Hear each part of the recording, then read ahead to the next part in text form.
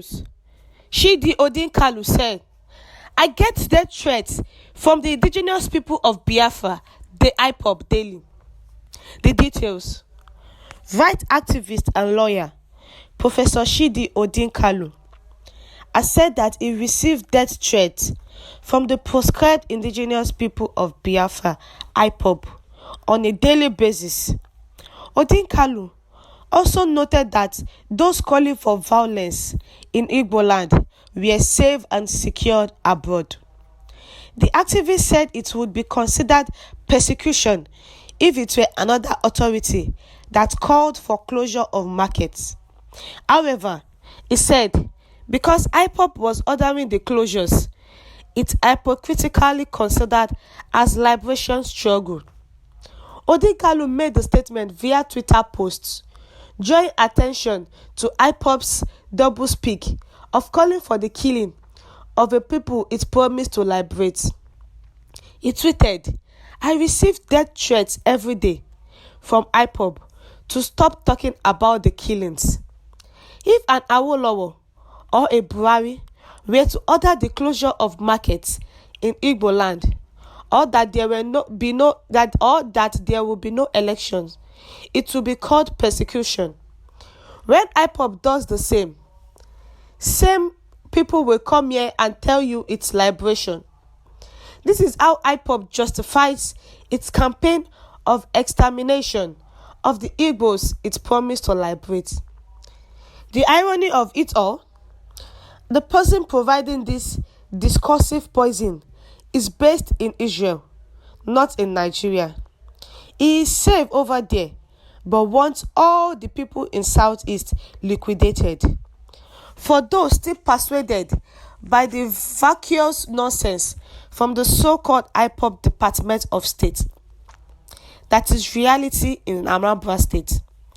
Ipob is forcing communities to take down campaign billboards and enforcing its message of denying Anambra the right to vote by extreme violence, Odinkalu lamented.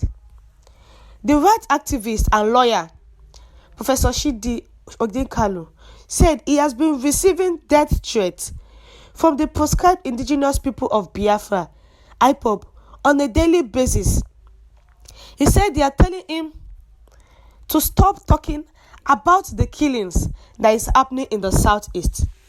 The Ipob people are saying they promise to liberate the Southeasters, but on the contrary, they are killing those people they promise to liberate.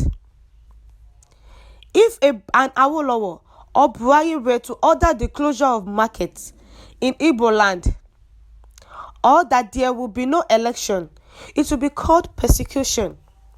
But when the Ipob people came up with the same thing, saying closure of markets or there will be no election, the same people will come here and tell you it is liberation. That the Ipob people are trying to liberate the Southeasterns. This is how the Ipob justified its campaign of extermination of the Igbos it promised to liberate.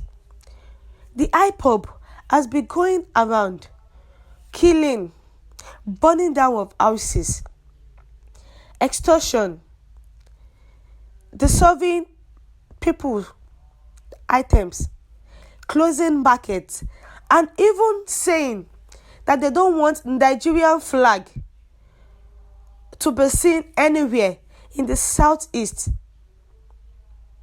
And here comes the Ipob people that are saying they promised to liberate the Southeasters. And now they are going about killing those who they are saying they want to liberate. Odinkalu said on a daily basis he has been receiving death threats to stop talking about the killings. The person that is providing this discursive poison is based in Israel and not in Nigeria. He's based in the abroad. He is safe over there. But the Southeasters are not safe here. He wants the people in the Southeast liquidated.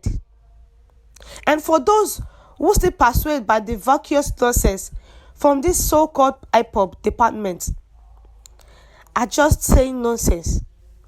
The Ipob is forcing communities to take down campaign billboard and enforcing its message of denying Anambra the right to vote by extreme violence.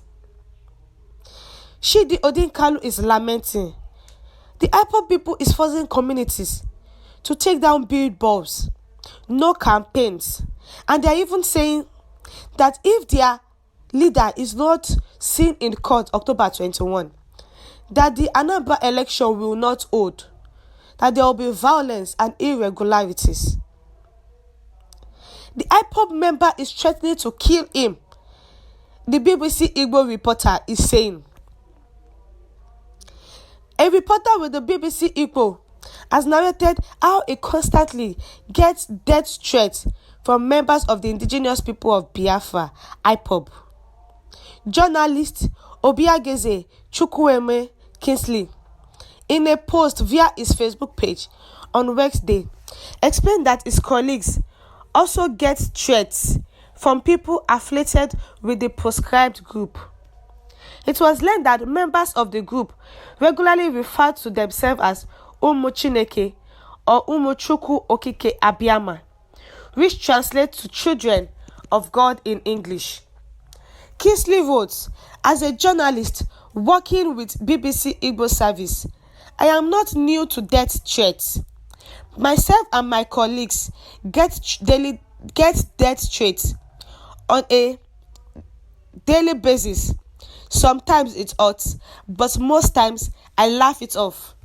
The interesting thing is that the people that threaten to kill me and my colleagues are the same people that refer to themselves as Umuchuku Chineke or Umuchuku Okika Abiyama. Is it not funny? I am not allowed to join issues with this death. I'm not allowed to join this issue with these death mongers. But whenever I see these threats, I reply in my ads. My name is Chukwuene Ejiro Onwu Ehinwugu. The BBC Igbo is saying that he also received death threats from the members of the indigenous people of Biafra. That this is not the first time they will be threatening them to stop talking about the killings that is happening in the southeast. Although he and his colleagues have been working, and they're saying that it is not new to them about death threats. Sometimes it hurts, but most times they laugh it off. They are journalists. They have to carry out their work by speaking on the event that is ongoing in the southeast. But now the Ipob people are threatening them not to speak on the killings that is happening in southeast. Thank you, my listeners, for listening. Do have a good day and God bless you.